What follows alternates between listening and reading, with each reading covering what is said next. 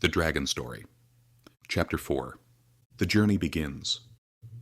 The next day, after some more food and rest, dawn broke over the fresh snow laid out from the previous day's storm the day after Christmas, painting the world in brilliant white that sparkled like millions of tiny diamonds.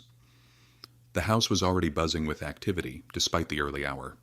Aunt Chloe and Aunt Sienna had camped out in the living room, neither willing to miss what they kept calling the Great Dragon Adventure of 2024.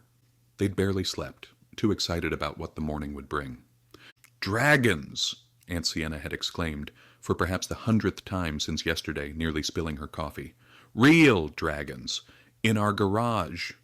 Everyone raced to the garage, Bub in the lead, with Appa bounding alongside him.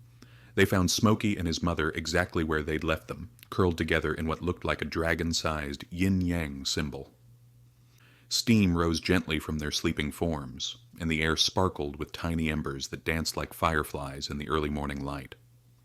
While Aunt Chloe and Aunt Sienna looked in the fridge for any other snacks, G-Dad commandeered the kitchen, cooking bacon and pancakes.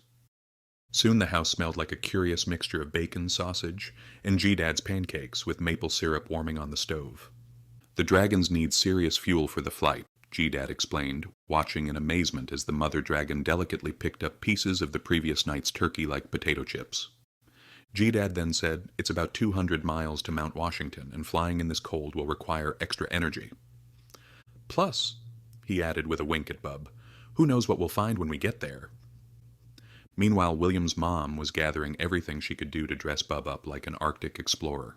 "Thermal underwear," she insisted, layering him up, "and your heaviest coat, and these snow pants, and this scarf, and—" "Mom!" Bub protested, his voice muffled through 3 layers of wool. "I won't be able to move. How am I supposed to ride a dragon if I'm stuffed like a Thanksgiving turkey?" "Better stuffed than frozen solid at 3,000 feet, she replied, adding another hat for good measure. "Dragons might be able to withstand the cold, but little boys aren't." Back in the garage, G-Dad was examining some old climbing rope he'd found in his hiking gear. "We'll need something to hold on to," he mused, studying the mother dragon's broad back. She was indeed as big as a car, a rather large SUV to be precise. Her scales shimmied with deep purples and blues that seemed to shift and change in the morning light. The biggest question remained: how would they communicate their plan to the mother dragon? They needn't have worried. When G-Dad approached with the blankets and rope, the massive creature did something that made everyone's jaws drop. She knelt down, lowering her shoulder in a clear invitation, her golden eyes twinkling with intelligence. "She understands everything we're saying," Bub whispered. "She's smart like Appa." Appa, hearing his name, wagged his rear end and gave Smokey a friendly nudge. The young dragon responded with a playful puff of smoke that turned into a miniature cloud shaped like a dog bone, which Appa tried to catch in his mouth. With the mother dragon properly saddled, if you could call some blankets and rope a saddle, it was time. The garage door opened to reveal a crystalline winter morning, sunlight dancing off fresh snow that covered everything in sight. The temperature had dropped to well below freezing, and their breath came out in thick white clouds that mixed with their dragon smoke. Bub and G-Dad approached the waiting dragon, their boots crunching in the snow. Suddenly, the mother dragon let out a sharp yelp that made everyone jump, but instead of being alarming, she simply adjusted her position, making it easier for them to climb on top. "Well," G-Dad said, settling himself behind Bub and checking his phone one last time, "I never thought I'd say this, but all aboard the Dragon Express." In the driveway, Aunt Chloe and Sienna were already in Chloe's car, with the plan for them to meet G-Dad and Bub at Mount Washington in case something were to happen, and to drive them home. "We'll follow as best we can," she called out. "Just try not to fly too fast." Mom came forward for one last hug, her eyes glistening with worry. "Be careful," she said to Bub. "And Dad, please don't do anything crazy." "Define crazy," G-Dad chuckled. "We're about to fly a dragon to Mount Washington." And then they were rising. The takeoff was so smooth Bub barely felt it. One moment they were in the driveway, and then the next they were above the trees, with Smokey gliding gracefully beside them.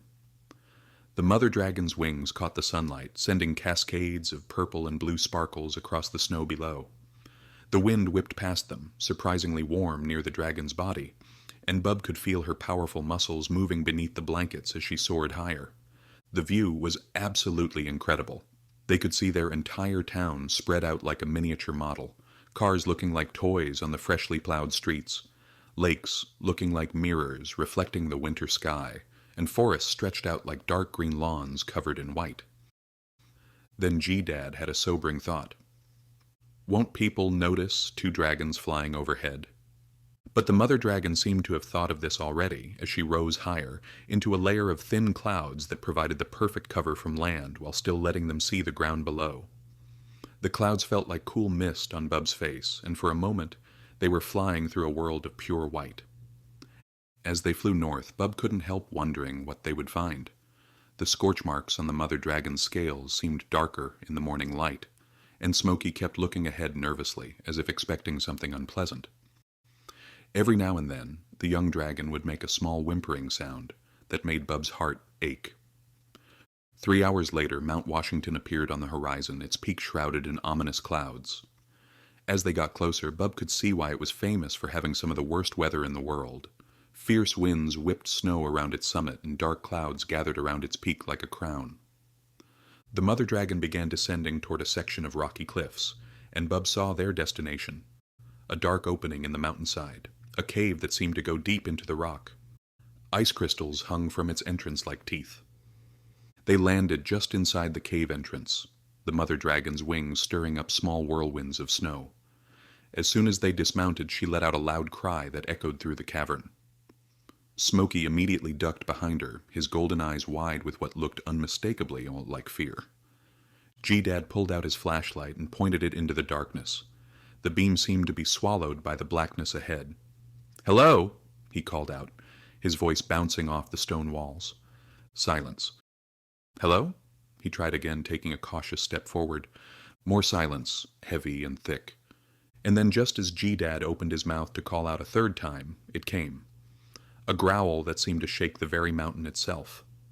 It was deep, primal, and definitely draconic, but unlike anything they'd heard from Smokey or his mother. This was the sound of something ancient, something powerful, and something very, very large. Bub ducked behind the mother dragon, joining Smokey in what he hoped was a safe spot. G-Dad's flashlight beam quivered slightly as footsteps, massive footsteps, began to echo from the darkness ahead.